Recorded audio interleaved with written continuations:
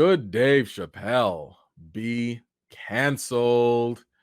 Y'all, I don't know if you have heard about it or not. Dave Chappelle has a new special. It is on Netflix. It is called The Closer, and people are already ready to cancel him. Matter of fact, the showrunner for Dear White People, they want to boycott Netflix over the transphobic Dave Chappelle special. I think this is where we have to have a conversation, and maybe I'll get canceled here. This is probably where I get canceled. So I know some of y'all haven't seen it yet, so I won't like spoil it too much. But let me just kind of give you my quick thoughts on it. So I just watched it today. It's only like about an hour or so. Look, I personally am a huge fan of Dave Chappelle. I've been a fan since Killing It Softly. I've watched everything he's ever done. And I think it was pretty funny in its own right. But the thing is that if you notice Dave Chappelle's style, the way he's done his comedy and the way it's evolved. And keep in mind, I've been watching him since Half Baked, Killing Him Softly. Like, I've been watching this dude for a long time. He has grown into almost like a George Carlin type of comic where it's not so much about the comedy, whereas it's about the message behind it. So you have to understand that with Dave Chappelle now, he would much rather tell you a joke or a story because he wants you to understand the message behind it. He's just using comedy as like a buffer. Okay, it's a buffer. So in this special, he does make a lot of comments about cancel culture. He talks about the hypocrisy in society, and he's critiquing society here. And that's what good comics do. Not all comics have this talent, but good comics do this. He's commenting on he's critiquing on the hypocrisy of society, and he's talking about different groups like the LGBTQ group, whereas according to him, they will exercise a certain level, not all of them, but the ones that he was referring to would exercise a level of privilege and punch down on Black folks. His own admission is that he's not transphobic. He jokes that he is, but he's like, yo, that's really not the case. For him, he's like, yo, it's not cool how like we treat race, the way society treats racism is far different than how they treat any issues dealing with the LGBTQ community. Matter of fact, he praised the community because it's been successful, right? The LGBTQ community has been pushing for equal rights. They got it in a lot of ways. They've been pushing for normalcy. They get it in a lot of different ways. Meanwhile, the Black community for centuries are still fighting just for our lives, and it's not a competition. I don't want nobody to take that away and be like, oh, well, Black Lives Matter and gay. It's not a competition. It's really a fact of like, you don't want to take one marginalized group and pit that against another marginalized group. That's the problem, right? Like you want to avoid that. And this all goes into cancel culture. And, this was one of the reasons why I actually wore this shirt today. I have been a huge, huge Kanye West fan. I was a major, major fan. This is the college dropout, graduation. This was my man. Put the albums on, no skips. Until he started, in my opinion, using his platform to, in my opinion, misinform a lot of people. He was using his platform of over 30 million people or whatever and spitting out things that he's never read, that he's just misinformed about. And for me, the worst thing, I cannot get down with flaunting ignorance like that. Don't show off the world how ignorant you are. Don't show off. Don't sit here and talk about these things when you're not educated on them. And when you have a huge platform and you're talking, you have to make sure that at least you're careful with your words and at least you know what you're talking about. But he, in my opinion, was misusing that. So that's why I kind of, I made this little Thanos snap, like the Kanye I knew faded away. Now, that kind of goes into the whole cancel culture thing, right? A lot of people were canceling. I have not canceled Kanye West. I don't believe in cancel culture. I think cancel culture is fine for extreme situations. Harvey Weinstein is a perfect example for cancel culture. That is someone that we do not need to support. That is someone that was unabasingly just out there being wild and malicious and terrible. He was a human. He's a terrible human being for the things that he's done to other people and the people he's abused or allegedly, whatever, however you want to phrase it. I'm fine with that. But the whole cancel culture thing is problematic because it does not actually, at least the way it's put out there, and again, maybe y'all cancel me for this, the way that it's being utilized is problematic because it's almost like taking a buzzsaw on trying to slice a piece of bread, or trying to cut out a bad piece of meat or something. Like, it's like, yo, like, we need to chill with these things. I am for accountability culture. I am for consequence culture. You do something bad, you will have a consequence. You will be held accountable. But I don't need to cut you off forever, because what happens? We're all human. We're all flawed. We make mistakes. And when we make mistakes, what do we usually want? A second chance. We want an opportunity for redemption. That's why, in my opinion, with Kanye West, when he comes to his senses and he's not out there misusing his brand, I will gladly welcome him back and be a fan and a huge supporter of him. Because I'm more with timeout culture. I'm more on, I'm going to put you over there on timeout. I'm not going to mess with you until you get your act together. That, I think, is much more productive than just outright canceling people because you just don't agree with them and you don't like them. Now, I'm not saying you shouldn't be entitled to feel how you want to feel. You can feel, if you personally want to, that's fine. But what I'm saying is, what is the actual goal? Because if the goal is to actually correct society, and I think that's what we want, I think we actually want people to do better and to be better. Do we not? Is that not the point? So by the time y'all, and I'm not going to spoil it, but by the time you get to the end of this segment of his show, when you watch it, you can see that Dave Chappelle is not trying to put down the trans community by his own volition. And that's my interpretation of how I took it. He's not out there trying to put them down. Now, does he cross the line a couple times? Yes, he does. He crosses the line where he actually says some jokes. He says some things that are obviously jokes, but they can be taken in poor taste. That's fine. My thing is, you don't have to cancel Dave Chappelle. You can hold him accountable, though. You could be like, hey, that was messed up. Okay, now continue. The quickest example I can give you is kind of like if I was trying to tell you, not to do something. I'm trying to tell you, like, hey, you know what? Smoking is bad for you, right? But when I'm telling it to you, I'm cussing at you. I'm like, hey, that mother effing doop, that cancer stick is going to, it's going to kill you. I'm just cussing at you.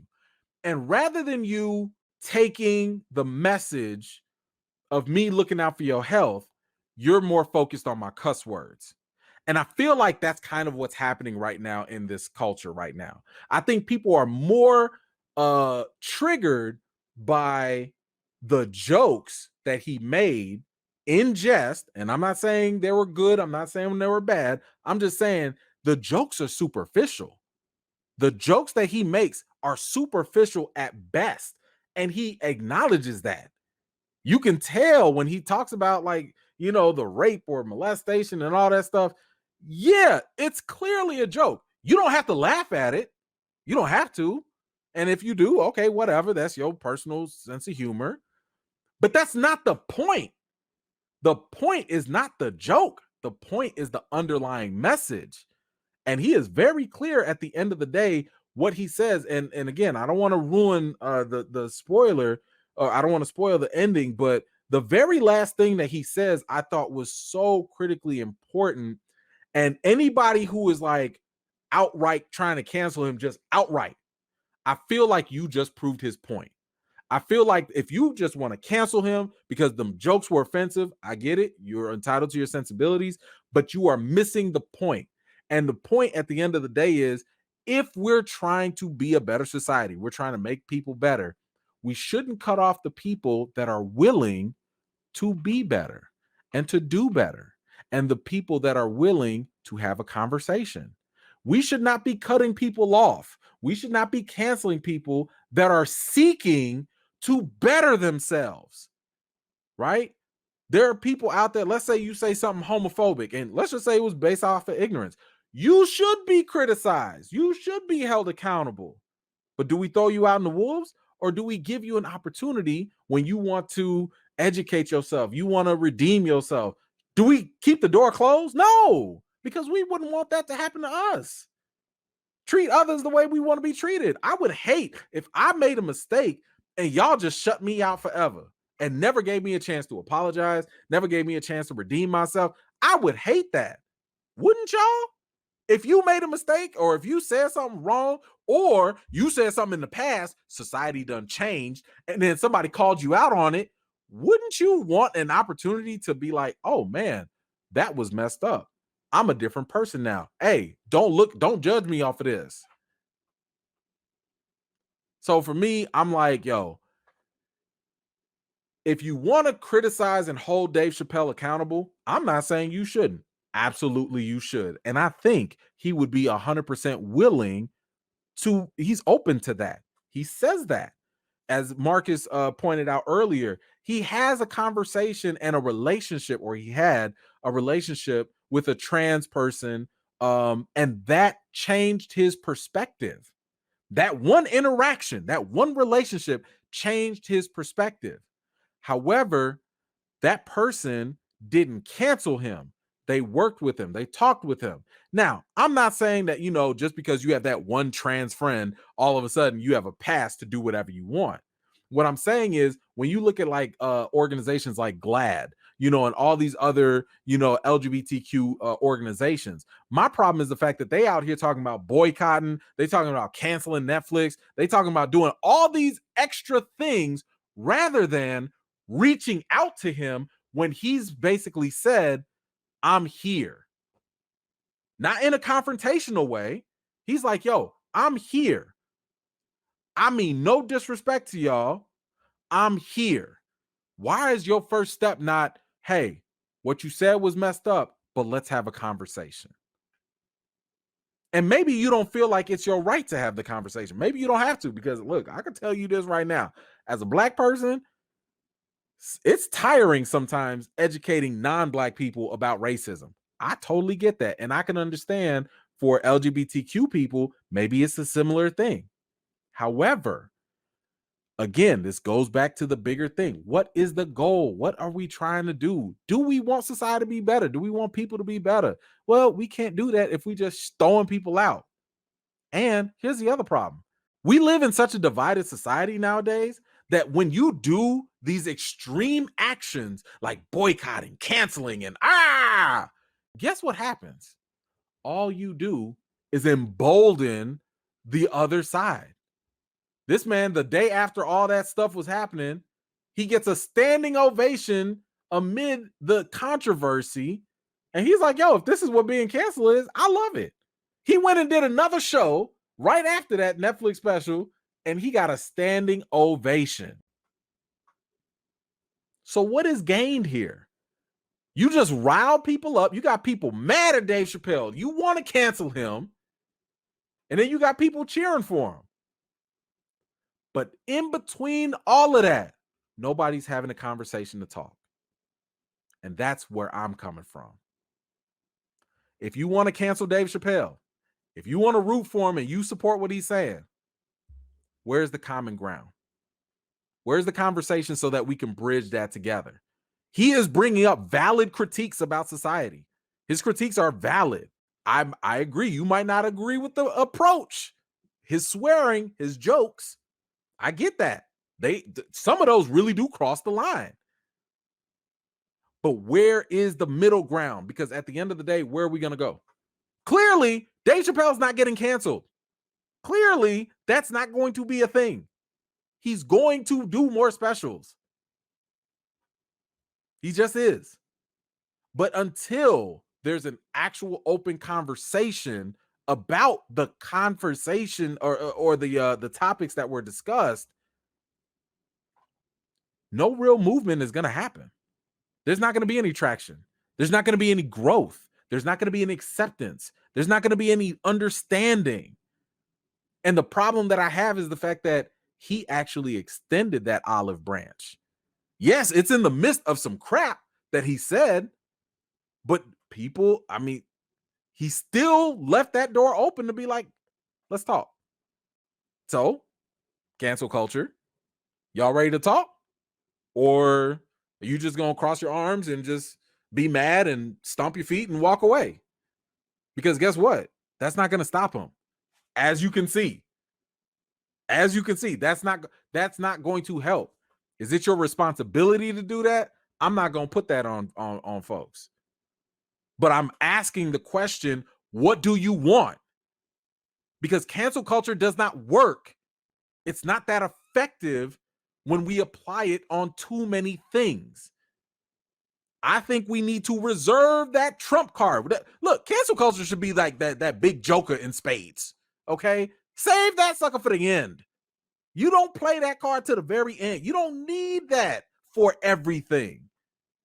You want to teach a lesson? You want to teach a society everything? Have the conversation. Educate. Criticize. Hold accountable.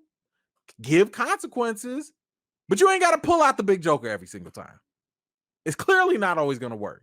And apparently, this controversy, the crazy thing, I guarantee you, if you haven't seen the show, you're probably going to want to see the show now to see what all the hype is all about. It's just like Venom. It's a car crash. It's messed up. It's jacked up. But you want to see how bad it is. And you might end up liking it. Man, look at how that came full circle. Man. Kid, let's go. Kid Mello. Dave is the GOAT. If you don't like his comedy, then don't watch it. No need to boycott. That's a little excessive. It's just jokes. And that's just my opinion. Love you, E-Man, bro. Longtime fan. Thank you so much. See, now here's the thing. I do want to point out, because I understand both sides, right? I understand that it's just jokes, but it's just jokes until it affects you, right? I'm not a part of the LGBTQ community, but I could imagine, and I don't want to devalue what they say when they say, like, hey, jokes like this or words like this bring harm to us. I don't want to devalue. I don't want to take that away from them. You know what I'm saying? Just because it doesn't affect me, just because it's not something I resonate with, right? So I want us to still give them the same level of respect, even if it doesn't immediately affect us, right? So I get it. Maybe it doesn't affect you or me. Maybe it is funny to me and you or to other people. But if other people are feeling sensitive about it, they can feel that. You know, we don't need to police opinions and feelings. That's the last thing. We are all entitled to our own feelings, right? But like I said, like to me, I can laugh at a joke, and at the same time, I could be like, "Ooh," but I feel you. You know what I'm saying? Like I don't know. I don't know. My brain is a little different. I can do two different things, and whether that's a conflict for other people, I understand. It is what it is. And over time, maybe it doesn't become funny. Maybe we do become more empathetic, and because I know for a fact the things I used to laugh at in the '90s, I don't laugh at those things today. You know, it happens. We evolve sometimes, and sometimes we do get oversensitive about things too. But at the end of the day, we just all got to respect each other. That's the most important thing. We just have to be respectful and have conversations and have you know what I'm saying, like understanding. That's it. We need that understanding. Let's go. I am Christian. We have to listen to what he is saying. I agree, E-Man, and be willing to have the convo. That's all. I think, listen, like I said, criticize Dave all you want. Hold him accountable all you want. You don't need to shut somebody out if they are willing to actually be taught, if they're willing to listen, if they're willing to change. And even in that same sense, you too should be willing to listen back, because they might have, you can't sit here and think that just because you say one thing that's it and you all good. That's like us listening to Killmonger. You know what I'm saying? That's like, we can't just sit here and be like, oh yeah, Killmonger said because he's black, we should just empower all black people with weapons and let them take over the world and become the new oppressors. Wait a minute now. Wait a minute. I'm with you with the no oppressors thing, but y'all not about to turn into the oppressors back. Like that. This is why the listening has to go both ways. You know, you got to listen and be like, yes, oppression is bad, but more oppression is not good. You know, like, anyway, you gotta balance it out. You gotta balance. What do they say? Listen to understand. You know, like, don't listen to argue, listen to understand. I don't know, man. Somebody said it's smarter than me. Let's go. The Tunas, thank you so much. I hate cancel culture. Even became a thing. It has now become a joke in itself. I mean, that's the thing. Like, you know, when you overuse it, it loses its impact. Because like I said, when it came out for Harvey Weinstein, I was for it. I was like, yeah, dude is trash. Get rid of him. That's it. But I mean, you talking about like decades of allegedly raping folks and having all these other illegal things going on, pressuring people. That's a problem. Yes, some people need to be canceled. But again, you cannot put that application on everything. Like, somebody said something 15 years ago. This person already done changed. This person already done did a whole bunch of different things in their life. And we still talking about something from 15 years ago when we all were saying similar things. Come on now. We can't do all that virtual signaling like that. Come on now. I know for a fact I was saying offensive words in the past because it was the norm in society. I don't like it. I'm not proud of it, but I accept the fact that that was the past, and I've changed. I don't say those words anymore. I don't joke like that anymore. That's called growth. That's called maturity. And as a society, hopefully, we all do that. And we have to accept that. Man, don't nobody want to go back to our 20s or our teen, our high school years and look back at what we said. Man, if social media existed back when we was teenagers, when we was kids, we'd all be screwed up. I'm just saying, we'd all be screwed up. Oh, man. Thank you so much for watching. This was just a segment of one of my live chats, and if you're interested in joining in on the next one, be sure to subscribe and turn on your notifications for more. I've got more videos and reviews to do for you all, and until next time, I'll see you all later.